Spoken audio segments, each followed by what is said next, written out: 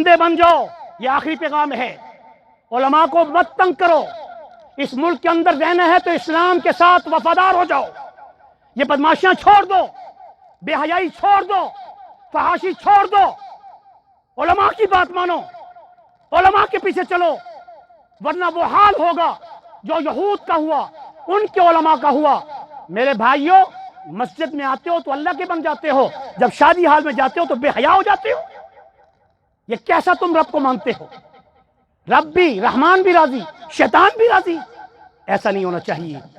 اس آنے والے بابرکت مہینے میں ہم سب دل سے اللہ سے یہ دعا کرتے ہیں کہ اللہ ہم سب کو آنے والے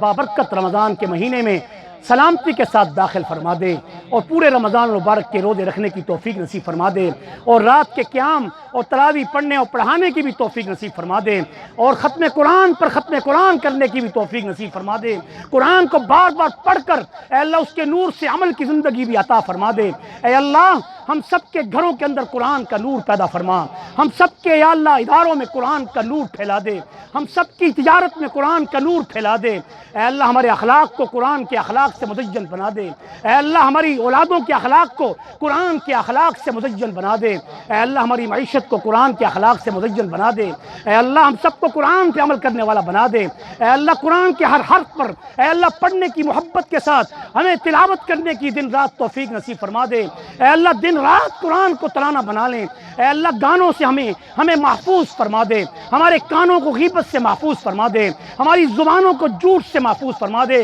ہمارے دلوں کو کینہ اور بغض اور حسد سے محفوظ فرما دے۔ اے اللہ ہمارے سینوں کو بھی قرآن کے نور سے منور فرما، ہمارے دلوں کو بھی قرآن کے نور سے منور فرما، ہمارے دماغوں کو بھی قرآن کے نور سے منور فرما، ہمارے دائیں بھی تیرا نور ہو، بائیں بھی تیرا نور ہو، آگے بھی تیرا نور ہو، پیچھے بھی تیرا نور ہو، نیچے بھی تیرا نور ہو، اوپر بھی تیرا نور ہو، رمضان کا بھی نور ہو، قرآن کا بھی نور ہو، نبی برہان محمد الرسول اللہ کا بھی نور ہو۔ اے اللہ اس نور سے ہمیں ظلمتوں سے نکال، ہماری حالتیں اچھی فرما دے، ہماری بگڑیاں آسان فرما دے، ہماری مشکلیں حل فرما دے، ہماری رکاوٹیں دور فرما دے، ہماری حاجتیں پوری فرما دے۔ اے اللہ قرآن کے ایک ختم پر ایک دعا ضرور قبول ہوتی ہے، تیرے نبی کا ارشاد ہے۔ اے اللہ یہ تو 12-13 ختم قرآن کرنے والے ہیں، ان کے ختم قرآن کی برکت سے ہماری ساری دعائیں قبول فرما دے۔ تیرا وعدہ ہے ایک دعا ضرور ختم قرآن کی مجلس میں آنے والے کی قبول کی جاتی ہے، صحیح حدیث ہے، مجاہد نے اس کو نقل کیا ہے۔ اے اللہ حضور کی اس حدیث کو ہمارے لیے مصداق بنا کر